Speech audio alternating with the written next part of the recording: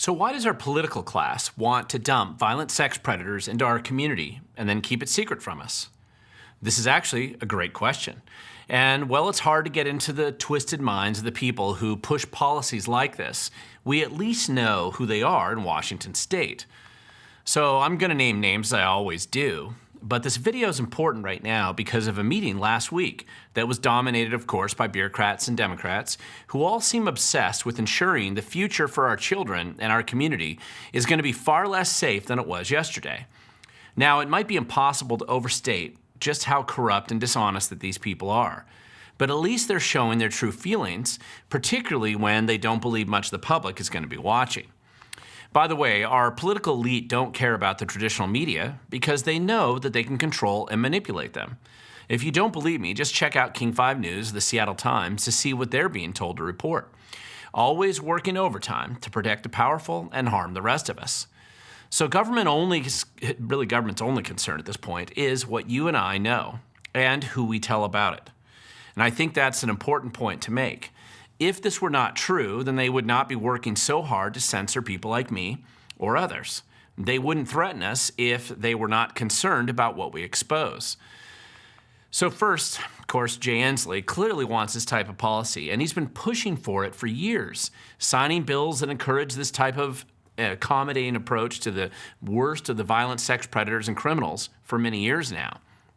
We actually discussed this at length a few months ago with the violent sex predator house near Tenino in Tumwater, which local moms and parents managed to help shut down with an extensive level of exposure about the kind of corrupt contracts, the dishonest people, and then Inslee's policies and programs that encourage the state to secret release the most violent sex predators Washington state has ever caught. And then, of course, to put them into neighborhoods and homes next to children and families without prior notice to the people who live there. Now, well, the people of South Thurston County, they were fortunate enough. They stopped Inslee's program in that specific case. But they have been unable to stop similar facilities and efforts that are happening elsewhere in the state of Washington. I've actually linked to the series of videos that I produced at that time just a few months ago below if you want some more of that background. But Inslee wasn't alone in this effort. Washington State AG Bob Ferguson, who's currently running a political campaign for governor next year, is also a big fan of this program, and there's no quantity of funds that he won't redirect to make sure he gets the pro-violent sex predator vote next year. In many ways, Bob Ferguson is working overtime to prove to the world and Washington State that nobody is a better friend to our violent sex predator community than Bob Ferguson. And let's look at one recent example where he demonstrates this loyalty and support. So last week on September 21st, the Washington State Sex Offender Policy Board, they had a meeting and it was held in Olympia, Washington. I've actually linked to their notice down below and I've copied it here. But the public was invited to watch via Zoom, but not really allowed to be there in person.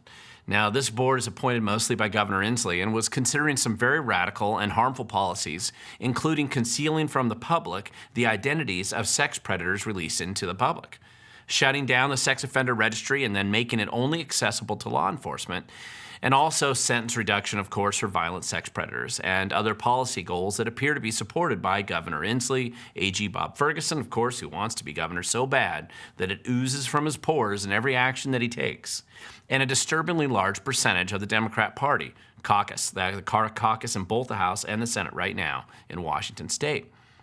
Now, please keep in mind that this isn't just another group of crazy people having a symposium at the Evergreen State College. This is a board consisting of supposedly serious people with just horrible ideas, chaired by a guy who openly makes his living as an attorney protecting sex predators and making sure they get back into the community as quickly as possible.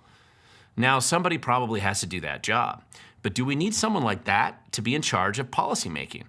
Well, if you're Bob Ferguson, Governor Inslee, or the Democratic Party, of course. I mean, they wouldn't have it any other way.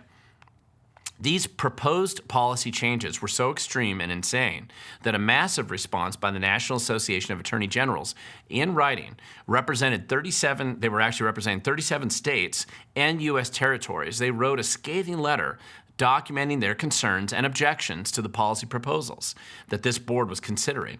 And this included mostly Republicans, but a few Democrats also signed on to this letter. And I've linked to it down below. You can read it for yourself.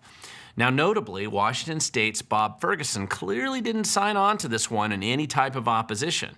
Now, partly this is because Bob Ferguson appears to be enjoying releasing sex predators early into the community right now. But to be fair, it might also be that he's just too busy attacking Republican businesses in the state, ignoring corruption of those who support his political aspirations, and definitely too focused on destroying as many public records as possible so that the public doesn't realize just how corrupt his office has become. Now, we've never seen so many scandals emanating from one AG's tenure as what we're watching right now. But that is how Ferguson just appears to roll. So listen, if you were one of the few who spent a few hours in the Zoom meeting last week, you will notice that most of the board members are not supporting these proposals. But that's only for now. They haven't yet had the sex predator lobby, including Ferguson and his friends, push super hard on them yet. The push is going basically in small steps at this point. But if you give the pro-sex predator people 1 inch, they always take a mile, just like the violent predators that they support. It has always been this way, and this is why people need to start paying attention to this right now, not later. Now, why is this becoming a bigger story in Washington State? Now, that's easy. First of all, Washington State was the very first state in America to require a sex offender registry and to make it public back in 1990 with the Community Protection Act that was passed at the time. I've done some videos on this already. And this was pushed at the time by parents whose children had been killed or maimed by sex predators in our state. Most of the rest of America, including the red states, they actually copied Washington State. On top of this, Washington State was also the first state to create a place like McNeil Island to house violent sex predators and then to keep them away from their future victims.